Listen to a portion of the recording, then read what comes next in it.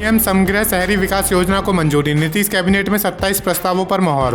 Nitish cabinet की बैठक में 27 प्रस्तावों को मंजूरी मिली, जिसमें मुख्यमंत्री समग्र शहरी विकास योजना भी शामिल है। इस योजना के तहत सड़क, नाली, गली और पार्किंग जैसी नागरिक सुविधाओं पर काम होगा।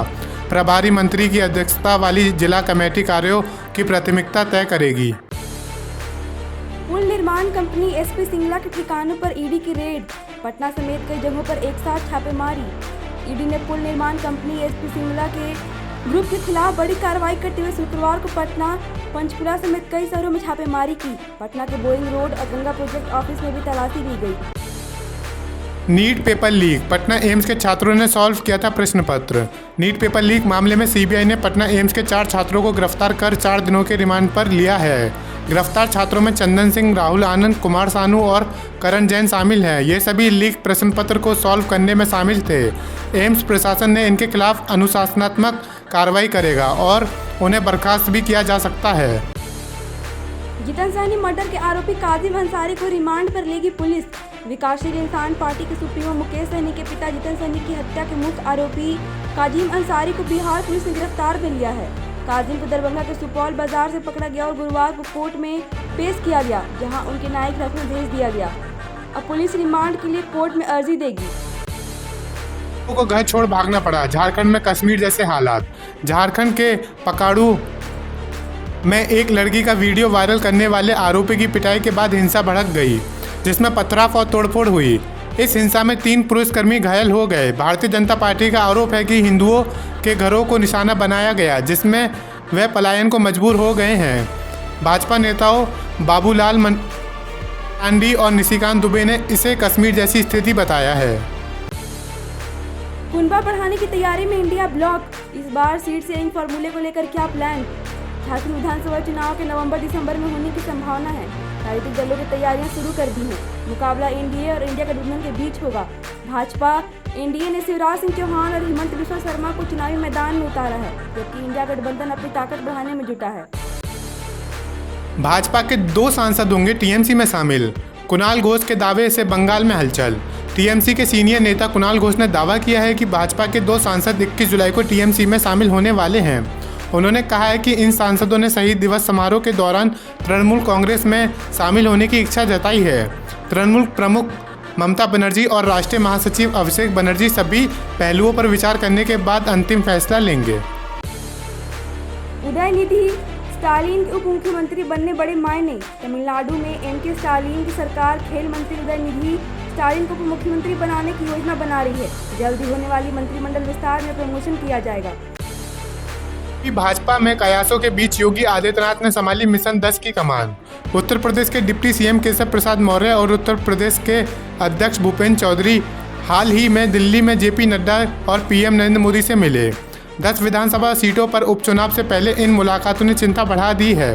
सीएम योगी आदित्यनाथ ने उपचुनाव की तैयारियों की कमान संभालते हुए फ्रंट फुट पर खेलने के संकेत दिए हैं। गाजियाबाद, कुद्रेमुख और मिल्कीपुर जैसी सीटों पर अच्छे प्रदर्शन से भाजपा लोकसभा चुनाव की हार को पीछे छोड़ना चाहती है। अयोध्या हार की खींच निकाल रही बीजेपी। कावड़ा यात्रा विवाद पर भड़की रोहिणी आचार्य। उत्तर प्रदेश के श्रावण मास में कावड़ा यात्रा के रूट पर दुकानदारों के नाम लिखने के आदेश पर सियासत गर्म है। आज दिन तक रोहिणी आचार्य ने बीजेपी सरकार को घेरते हुए कहा कि लोकसभा चुनाव में अयोध्या की सीट हारने की खींच में आदेश जारी किया गया है।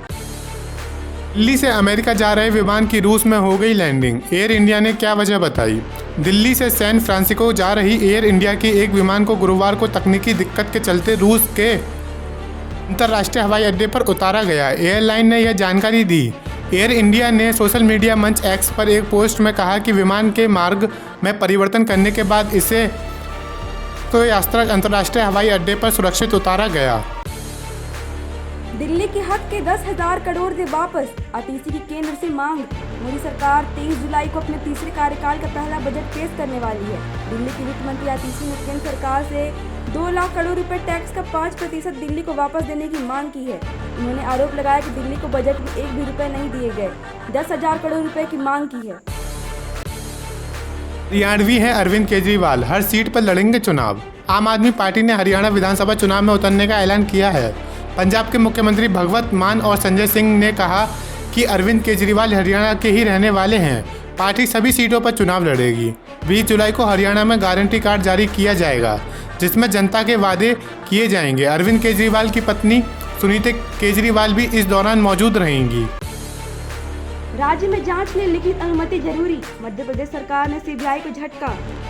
मध्य प्रदेश सरकार ने सीबीआई को बिना अनुमति के जांच का अधिकार वापस ले लिया है। अब सीबीआई को राज्य में जांच शुरू करने से पहले राज्य सरकार से लिखित अनुमति लेनी होगी। हरियाणा कांग्रेस में फिर गुटबाजी, अलग अलग प्लान तैयार। हरियाणा में विधानसभा चुनाव से पहले कांग्रेस में गुटबाजी उभरने लगी है। कांग्रेस महासचिव कुमारी सैलजा ने पदयात्रा की तैयारी शुरू कर दी है, जबकि पूर्व मुख्यमंत्री भूपेंद्र सिंह हुड्डा ने हरियाणा मांगे हिसाब यात्रा की घोषणा की है। दोनों यात्राओं की घोषणा में महज 3 दिन का अंतर है। इससे पहले भी जनवरी में सैलजा और हुड्डा के नेतृत्व में कांग्रेस के 2 अलग अलग कार्यक्रम देखे जा चुके हैं। राजस्थान विधानसभा में हंगामा। नेता प्रतिपक्ष टीकाराम जूली ने स्पीकर को बताया धृतराष्ट्र। राजस्थान विधानसभा की कार्रवाई हंगामे के कारण स्थगित कर दी गई है। नेता प्रतिपक्ष टीकाराम जूली द्वारा स्पीकर वासुदेव देवानंद को धृतराष्ट्र कहे जाने के बाद सदन में जमकर हंगामा हुआ। इसके चलते कार्रवाई 1 घंटे के लिए स्थगित कर दी गई। कांग्रेस से शरद भी नाराज, पहली बार निकाली भड़ास, क्या क्या बोल गए पवार। महाराष्ट्र में विधानसभा चुनाव के करीब आते ही राजनीति में कई बदलाव देखने को मिल रहे हैं। महायुति में सहयोगी दलों के बीच खींचतान बढ़ गई है और उप मुख्यमंत्री अजित पवार को लेकर भी संशय बना हुआ है। एनसीपी के शरद पवार ने कांग्रेस से नाराजगी जाहिर करते हुए हालिया एमएलसी चुनाव में कांग्रेस के 7 विधायकों की क्रॉस वोटिंग पर निराशा व्यक्त की है। इलेक्ट्रॉल बॉन्ड घोटाले में एसआईटी जांच की मांग। 22 जुलाई को सुप्रीम कोर्ट में होगी याचिकाओं पर सुनवाई। इलेक्ट्रॉल बॉन्ड की जांच से जुड़ी याचिकाओं की सुनवाई सुप्रीम कोर्ट में 22 जुलाई को होगी। एसआईटी टीम बनाकर जांच की मांग की गई थी, लेकिन सुप्रीम कोर्ट ने 15 फरवरी को इसे रद्द कर दिया था। इंसान सुपरमैन बनना चाहता है, मोहन भागवत ने ऐसा क्या कहा। आरएसएस प्रमुख मोहन भागवत ने गुमला में कहा कि आत्मविकास के दौरान लोग खुद को सुपरमैन, देवता या भगवान बनाने की आकांक्षा रखते हैं, लेकिन इसके आगे क्या है ये कोई नहीं जानता। उन्होंने कहा कि कुछ लोगों में मानवीय गुणों का अभाव होता है और उन्हें पहले इन गुणों को विकसित करना चाहिए। मोहन भागवत ने मानव जाति के कल्याण के लिए निरंतर प्रयास की आवश्यकता पर जोर दिया। कांग्रेस का मिशन दक्षिण बना इंडिया की राह में रोड़ा, राज्यसभा में दिखेगा असर। कांग्रेस के मिशन दक्षिण और इंडिया गठबंधन के विस्तार की कोशिशें सफल नहीं हो रही हैं। राज्यसभा में गैर राजद दलों ने इंडिया गठबंधन के प्रति नरमी नहीं दिखाई है, जिसकी संख्या बल के बावजूद इंडिया गठबंधन सरकार को घेरने में असफल रहेगा। ने बहुत अच्छा काम किया, भाजपा कार्यकर्ताओं से मिलकर बोले पीएम नरेंद्र मोदी। प्रधानमंत्री नरेंद्र मोदी ने गुरुवार को भारतीय जनता पार्टी के मुख्यालय में पार्टी कार्यकर्ताओं से मुलाकात की और चुनाव के दौरान उनके प्रयासों और कार्यों की सराहना की। प्रधानमंत्री नरेंद्र मोदी ने इसके साथ ही लगातार तीसरी बार सत्ता में आने के बाद पार्टी कार्यकर्ताओं को अपना सर्वश्रेष्ठ प्रदर्शन करने के लिए प्रोत्साहित भी किया। कांवड़ रूट की दुकान में मालिक के नाम पर एनडीए में दरार, जेडीयू के बाद आरएलडी ने उठाया विरोध का झंडा। उत्तर प्रदेश में सावन महीने के दौरान कांवड़ यात्रा रूट पर दुकानदारों के नाम का बोर्ड लगाने के आदेश को लेकर एनडीए में विवाद बढ़ गया है। नीतीश कुमार की जेडीयू ने गुरुवार को इस आदेश की समीक्षा की मांग की, जबकि शुक्रवार को जितेंद्र चौधरी की आरएलडी ने इसे वापस लेने की मांग की है। कांवड़ रूट की दुकानों पर मालिकों के नाम लिखने पर मायावती भड़की। उत्तर प्रदेश सीएम योगी आदित्यनाथ ने कांवड़ यात्रा मार्ग पर सभी भोजनालयों पर मालिकों के नाम लिखने का आदेश दिया है। इस निर्णय पर विपक्षी दलों ने विरोध जताया है और बसपा प्रमुख मायावती ने इसे असंवैधानिक बताते हुए सोशल मीडिया पर आपत्ति दर्ज की है। मायावती ने कहा है कि इस आदेश से धर्म विशेष के लोगों को आर्थिक बॉयकॉट किया जा रहा है। बिल्किस बानो केस के दोषियों पर हैरान रह गया सुप्रीम कोर्ट। सुप्रीम कोर्ट ने बिल्किस बानो केस के 2 दोषियों की अंतरिम जमानत याचिका पर सुनवाई से इनकार कर दिया। दोषियों ने कोर्ट के जनवरी के फैसले को चुनौती दी थी, जिसमें गुजरात सरकार के फैसले को पलट दिया गया था। गन्नारों पर भी चल सकता है मुकदमा, सुप्रीम कोर्ट करेगा अभियोजन में छूट पर विचार। सुप्रीम कोर्ट ने संविधान के अनुच्छेद 361 के तहत राज्यपालों को अभियोजन से छूट की संवैधानिक वैधता पर सुनवाई के लिए तैयार हो गया है। इस अनुच्छेद के तहत राज्यपालों को उनके कार्यकाल के दौरान सिविल और क्रिमिनल मामलों में मुकदमों पर छूट दी गई है। हाल ही में पश्चिम बंगाल के राज्यपाल और यौन उत्पीड़न के आरोप लगाने वाली महिला कर्मचारी ने इस छूट को चुनौती दी है। क्या कोहली और गंभीर की पुरानी तकरार इंडिया ड्रेसिंग रूम में दिखेगी?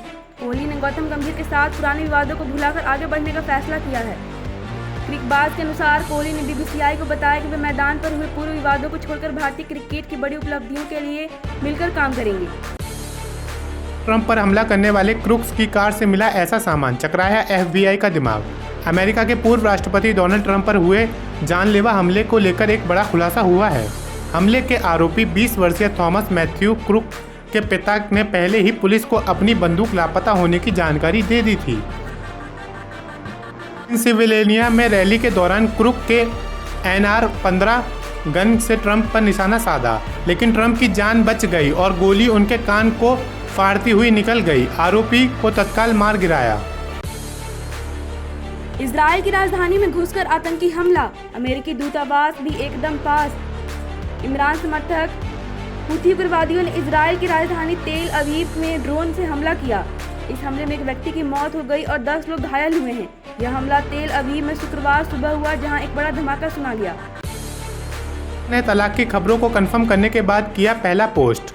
नताशा यानकोविक सोशल मीडिया पर ट्रेंड कर रही हैं। उन्होंने और हार्दिक पांड्या ने सोशल मीडिया पर पोस्ट शेयर कर अपने तलाक की खबरों को कंफर्म किया था। तलाक की घोषणा के 15 घंटे बाद नताशा ने 2 पोस्ट किए। एक में अपने बेटे पांड्या की झलक दिखाई और दूसरे में लिखा 11 किलो। कावड़ रूट पर नाम विवाद पर एसटी हसन बोले, कब तक चलेगी सांप्रदायिक सोच। यूपी में कावड़ यात्रा मार्ग पर दुकानों के बाहर दुकानदारों के नाम लिखने के आदेश पर सियासत गर्म है। विपक्षी दलों का कहना है कि इससे सामाजिक सद्भाव बिगड़ेगा। समाजवादी पार्टी के पूर्व सांसद डॉक्टर एसटी हसन और बसपा सुप्रीमो मायावती ने इसके आदेश की आलोचना की है।